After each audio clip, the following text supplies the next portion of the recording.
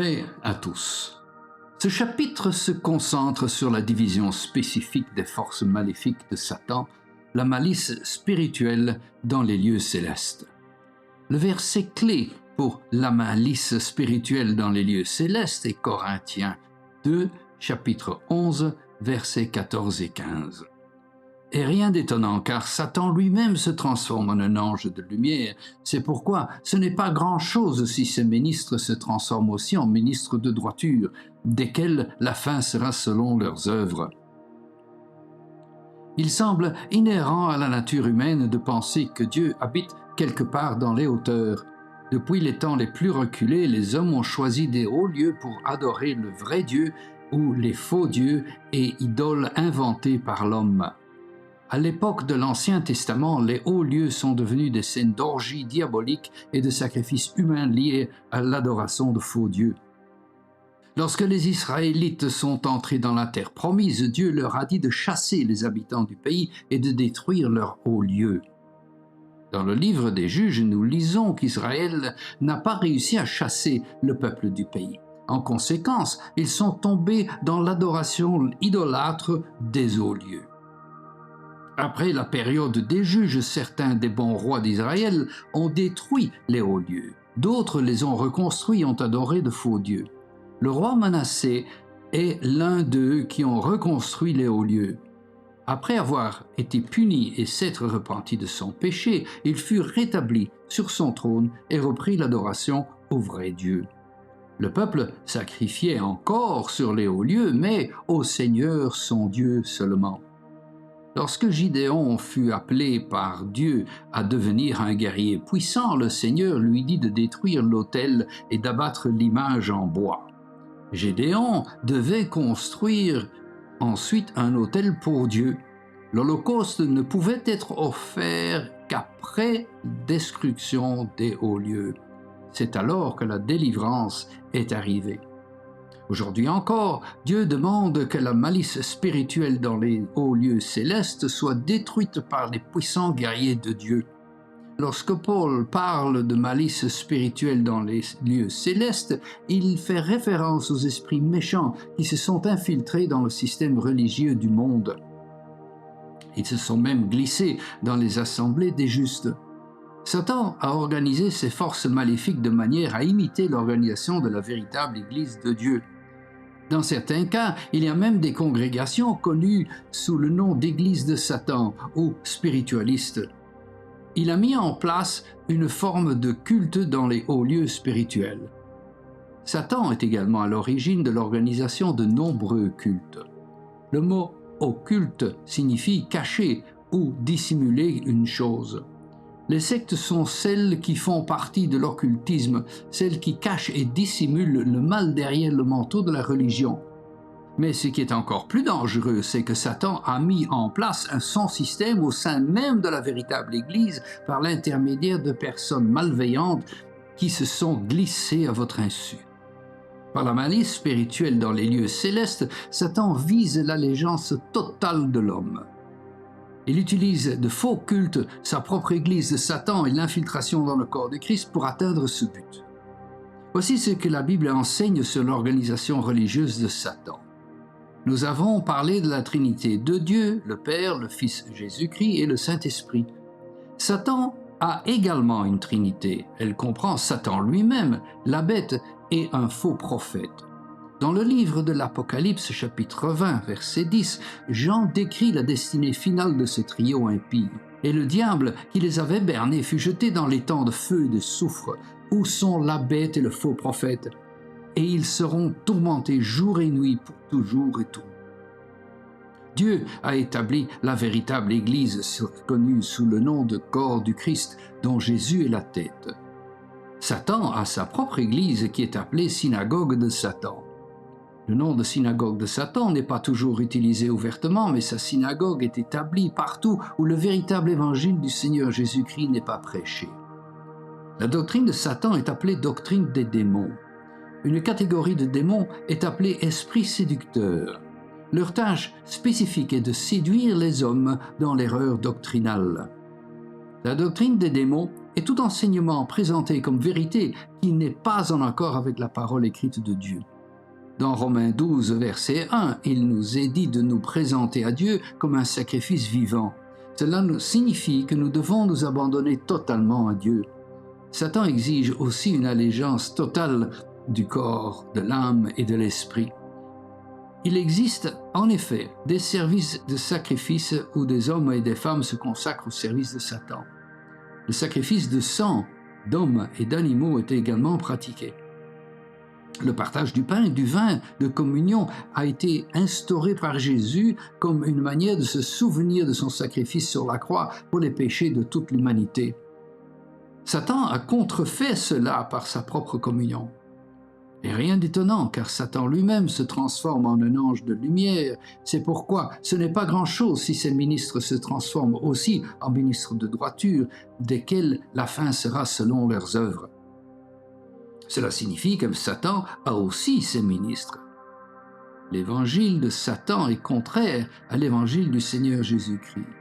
Dieu a un trône dans le ciel. Satan a aussi un trône, bien qu'on ne nous dise pas où il se trouve exactement.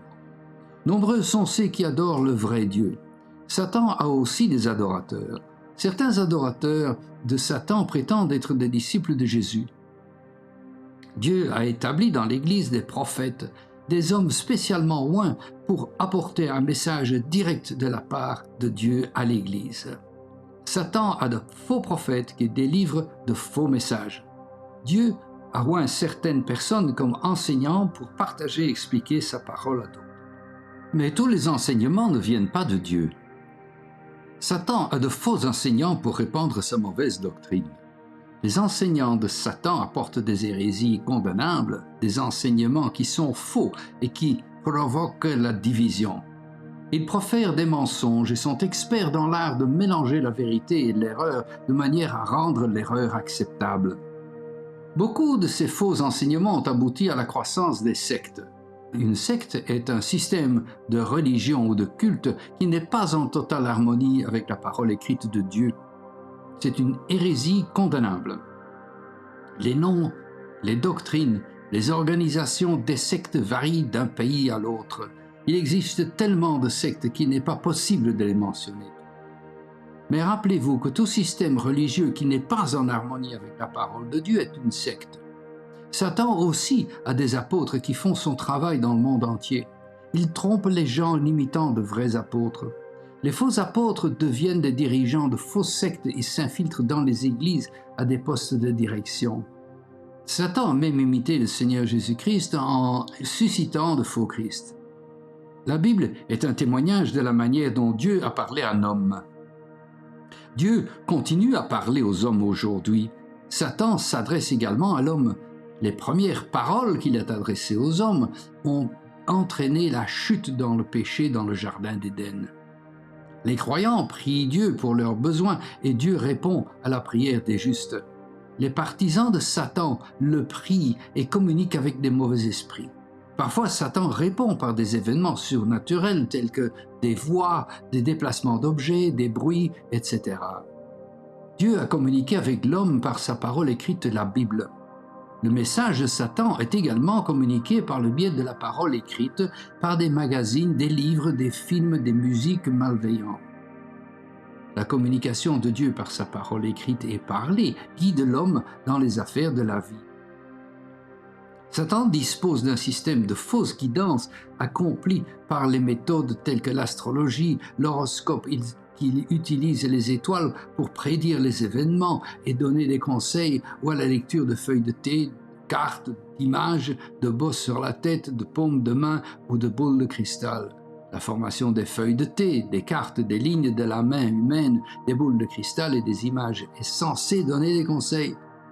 La sorcellerie est également utilisée par le biais des sorts, potions, charmes, magie, rituels, séances de spiritisme, divination, méthodes de hasard, baguettes de sorcier, visions, dessins et autres méthodes similaires non scripturales pour recevoir des conseils. Jésus a promis un pouvoir surnaturel à ses disciples après qu'ils aient reçu le baptême du Saint-Esprit. Satan donne également un pouvoir et une autorité surnaturelle. Ces démons peuvent fournir une force et une énergie surnaturelle.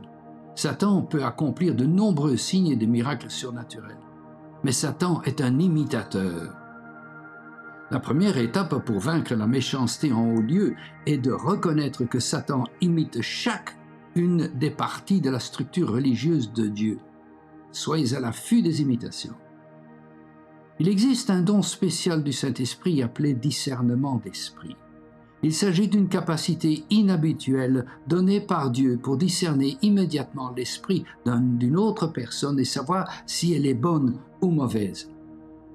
Si vous avez ce don spirituel, utilisez-le pour faire face à la malice spirituelle dans les hauts lieux célestes. Si vous n'avez pas ce don, Dieu a prévu d'autres méthodes de détection. Dans 2 Pierre, chapitre 2 et le livre de Jude, il a énuméré les caractéristiques de ces hommes aux esprits séducteurs. Tous les croyants sont encouragés à éprouver les esprits. Si vous éprouvez les esprits, cela ne signifie pas que vous agissez dans l'incrédulité. Si les esprits sont de Dieu, ils passeront le test. Pour reconnaître de fausses doctrines des enseignants, apôtres, prophètes et ministres de Satan, vous devez savoir ce qui est enseigné dans la parole de Dieu. Pour éviter d'être trompé par la malice spirituelle dans les lieux célestes, examinez tout ce qui est enseigné à la lumière de la parole de Dieu. Satan établit une grande partie de la malice spirituelle dans les lieux célestes par le biais d'une soi-disant révélation spéciale d'une nouvelle vérité. Les gens prétendent avoir eu des rêves spéciaux, des apparitions d'anges, des visions, des voix ou d'autres événements surnaturels. Rejetez tout enseignement, doctrine, manifestation, révélation qui n'est pas en harmonie avec la parole de Dieu. N'acceptez aucune soi-disant prophétie qui n'est pas en révélation avec la foi et qui ne s'accomplit pas. N'acceptez aucune révélation qui vous éloigne de Dieu et de la vérité de sa parole. Dieu a averti Israël qu'il devait éviter tout type d'influence satanique. Israël ne devait avoir aucun contact avec l'œuvre de Satan sous quelque forme que ce soit. Vous devez détruire tout ce que vous possédez qui a trait à la sorcellerie ou à l'œuvre du diable. Cela comprend des idoles, les porte-bonheur, les potions, les amulettes, les boules de cristal, les jeux, les appareils de divination et autres objets similaires. Détruisez toute littérature ou musique malveillante qui ne glorifie pas Dieu. Ne passez pas de temps dans les endroits où règne une influence maléfique. La Bible rapporte que Dieu s'est manifesté dans les lieux spéciaux tels que le temple de l'Ancien Testament ou la chambre haute dans la maison le jour de Pentecôte. Il est tout aussi vrai que la puissance satanique peut se manifester dans les lieux spéciaux consacrés au mal. Il s'agit notamment d'endroits où l'on montre des images diaboliques, où l'on boit et où l'on se livre à des émeutes, où l'on organise des séances de spiritisme, où l'on rend un culte à Satan et où l'on s'adonne à des pratiques pécheresses. Évitez ces environnements car le pouvoir de Satan y est particulièrement fort. Vous ne pouvez pas prier la prière du Seigneur et ne nous conduit pas en tentation et vous mettre ensuite dans un tel endroit. Ne fréquentez pas de faux dirigeants, enseignants, prophètes, ministres ou apôtres. Les croyants ne doivent pas ignorer ces malices spirituelles dans les lieux célestes. Les pasteurs doivent prêcher tout le conseil de Dieu face à la tromperie.